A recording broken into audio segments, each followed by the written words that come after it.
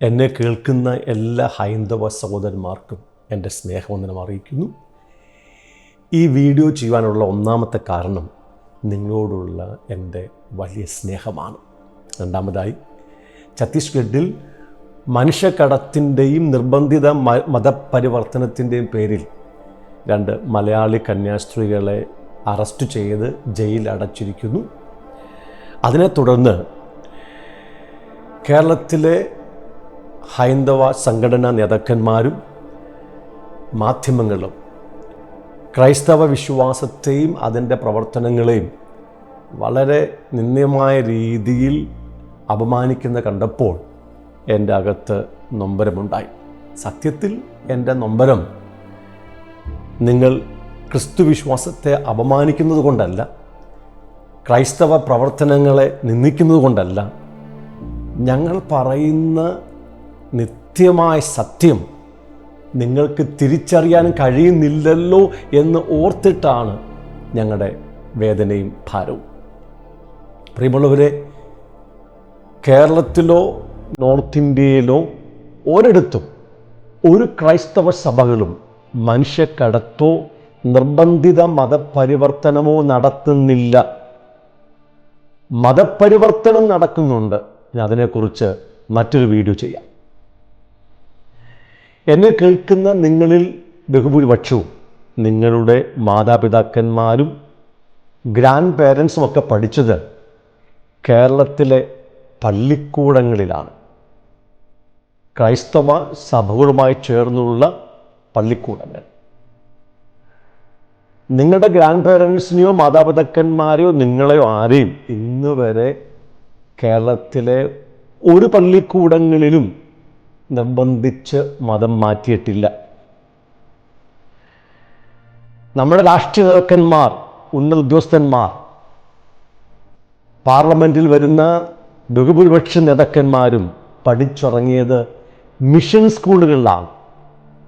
അവരെ ആരെയും നിർബന്ധിച്ച് മതപരിവർത്തനം നടത്തിയിട്ടില്ല. എന്നാൽ ഞങ്ങൾ പിന്നെ എന്തുകൊണ്ടാണ് ഈ പ്രവർത്തനങ്ങൾ ഇത്ര ശക്തമായി ചെയ്യുന്നത്? ഈ കത്തോലിക്ക മിഷൻസ് കന്യാസ്ത്രീകളൊക്കെ ഞങ്ങളെപ്പോലുള്ളവർ പറയുന്നത് പോലെ സുവിശേഷം പ്രസംഗിക്കുന്നില്ല. അവർ തങ്ങളുടെ സ്നേഹം വെളിപ്പെടുത്തുന്നത് ഇത്തരത്തിലുള്ള കാരുണ്യ പ്രവർത്തികളിലൂടെയാണ്. എന്നാൽ ഞങ്ങളെപ്പോലുള്ളവർ വളരെ അഗ്രസീവായി നിത്യജീവൻ്റെ സുവിശേഷം പ്രസംഗിക്കുന്നവരാണ്. എന്താ കാരണം? നിങ്ങൾ ഈ സത്യം അറിഞ്ഞിരിക്കണം. സ്വർഗത്തിൽ ഒരു ദൈവമുണ്ട്, ജീവനുള്ള ദൈവമുണ്ട്. അവൻ സകല മനുഷ്യവർഗത്തിൻ്റെയും പിതാവാണ്. അവൻ്റെ പുത്രനായ യേശുക്രിസ്തു മുഖാന്തരം അവൻ മനുഷ്യവർഗത്തിൻ്റെ പാപങ്ങൾക്ക് പരിഹാരം വരുത്തിയിരിക്കുകയാണ്. ലോകത്തിലെ എല്ലാ മാർഗങ്ങളും, ഹൈന്ദവ മതം, ഇസ്ലാം മതം, ബുദ്ധമതം, ജൈനമതം, സിഖ് മതം, എല്ലാ മതങ്ങളും ഒരുപോലെ പറയുന്നത് മനുഷ്യൻ പാപികളാണെന്നാണ്. ആ പാപത്തിൻ്റെ പരിഹാരമായി നിരവധി കർമ്മമാർഗങ്ങൾ, ആചാരാനുഷ്ഠാനങ്ങൾ, തീർത്ഥാടനങ്ങൾ ചെയ്യുവാൻ ഈ മതങ്ങൾ അവരെ പഠിപ്പിച്ചിട്ടുണ്ട്. അവർ ചെയ്തുകൊണ്ടിരിക്കുകയാണ്. എന്നാൽ കർമ്മമാർഗത്തിലൂടെ ഒരു മനുഷ്യനും അവൻ്റെ പാപത്തിന് പരിഹാരം വരുത്തി നിത്യമരണത്തിൽ നിന്നും വിടുവിക്കപ്പെട്ട് മോക്ഷത്തിലേക്ക് അഥവാ നിത്യജീവനിലേക്ക് പ്രവേശിക്കുന്നില്ല. ദൈവം പറയുന്നത്, മനുഷ്യ, നീ ചെയ്യുന്ന ഒരു പ്രവർത്തികളാലും നിന്റെ പാപങ്ങൾക്ക് പരിഹാരം വരുത്തില്ല. കാരണം പാപിയായ നീ ചെയ്യുന്ന എല്ലാ പ്രവർത്തനങ്ങളും കറപിരണ്ട തുണി പോലെയാണ്. നിന്റെ സൽപ്രവർത്തികളും നീതിപ്രവർത്തികളും ഉൾപ്പെടെ എല്ലാം ദൈവത്തിൻ്റെ മുമ്പാകെ കറപിരണ്ട വസ്ത്രം പോലെയാണ്. എന്നാൽ സ്വർഗത്തിലെ ദൈവം മനുഷ്യനെ സ്നേഹിച്ച നിമിത്തം അവൻ്റെ മഹാദയയും മഹാകരുണയും മഹാമനസ്സലിവും നിമിത്തം അവൻ തൻ്റെ ഏകജാതനായ പുത്രൻ യേശുക്രിസ്തുവിനെ മനുഷ്യവർഗത്തിൻ്റെ പകരക്കാരനായി ഈ ഭൂമിയിലേക്ക് അയച്ചു. യേശുക്രിസ്തു സർവ മനുഷ്യവർഗത്തിൻ്റെയും പകരക്കാരനാണ്. ആ പകരക്കാരനായ തൻ്റെ പുത്രൻ്റെ മേൽ മനുഷ്യവർഗത്തിൻ്റെ പാപങ്ങളെ ചുമത്തി യേശു കർത്താവ് തൻ്റെ ശരീരത്തിൽ സർവമാനവജാതിയുടെയും പാപത്തെ ചുമന്നുകൊണ്ട് ക്രൂശിന്മേൽ കയറി. പിതാവാം ദൈവം യേശു ക്രിസ്തുവിനെ പാപമാക്കി തീർത്തു. സർവ്വലോകത്തിൻ്റെയും പാപം തൻ്റെ പുത്രൻ്റെ മേൽ കണ്ടപ്പോൾ ദൈവം തൻ്റെ ക്രോധത്തിൽ ന്യായവിധി നടത്തി. മനുഷ്യൻ്റെ പാപത്തെ യേശുക്രിസ്തുവിൻ്റെ ശരീരത്തിന്മേൽ ന്യായം വിധിച്ച് ക്രൂശിൽ അവനെ തകർത്തു കളഞ്ഞു. അവൻ മരിച്ച് അടക്കപ്പെട്ട് 3-ാം നാൾ ഉയർത്തെഴുന്നേറ്റ് ഇപ്പോൾ സ്വർഗത്തിൽ പിതാവിൻ്റെ വലത്തുഭാഗത്തിരിക്കുന്നു. ഈ യേശുക്രിസ്തുവിൽ ഒരുവൻ വിശ്വസിച്ചാൽ അവൻ്റെ ആ ലളിതമായ വിശ്വാസത്താൽ ദൈവം അവൻ്റെ പാപത്തെ ക്ഷമിക്കുന്നു. അവൻ്റെ പാപി എന്ന പേരിനെ നീക്കം ചെയ്ത് സ്വർഗത്തിലെ വലിയ ന്യായാധിപൻ അവനെ തൻ്റെ നീതിമാനായി വിശുദ്ധനായി പ്രഖ്യാപിക്കുന്നു.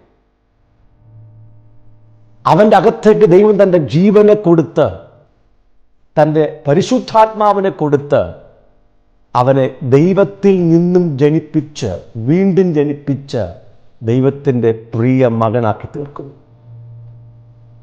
അവനെ നിത്യതയിലേക്ക് ദൈവം മടക്കിക്കൊണ്ടുപോകുന്നു. നിത്യജീവനിലേക്ക് ദൈവം മടക്കിക്കൊണ്ടുപോകുന്നു. ഇതാണ് ഞങ്ങൾ പ്രസംഗിക്കുന്ന സുവിശേഷം.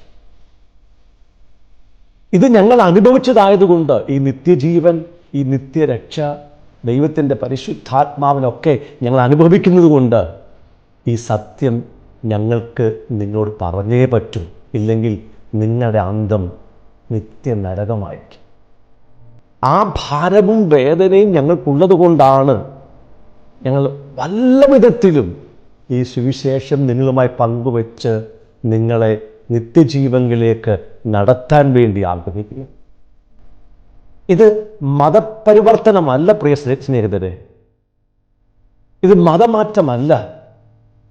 വിശ്വാസത്തിൻ്റെ മാർഗത്തിലേക്ക്, നിങ്ങളിപ്പോൾ പൊയ്ക്കൊണ്ടിരിക്കുന്ന പ്രവൃത്തി മാർഗത്തിൽ നിന്നും വിശ്വാസ മാർഗത്തിലേക്ക്, അതായത് ദൈവത്തിൻ്റെ, സ്വർഗത്തിലെ ദൈവത്തിൻ്റെ മാർഗത്തിലേക്ക് നിങ്ങൾ ക്ഷണിക്കുന്നതാണ് ഞങ്ങളുടെ സുവിശേഷം.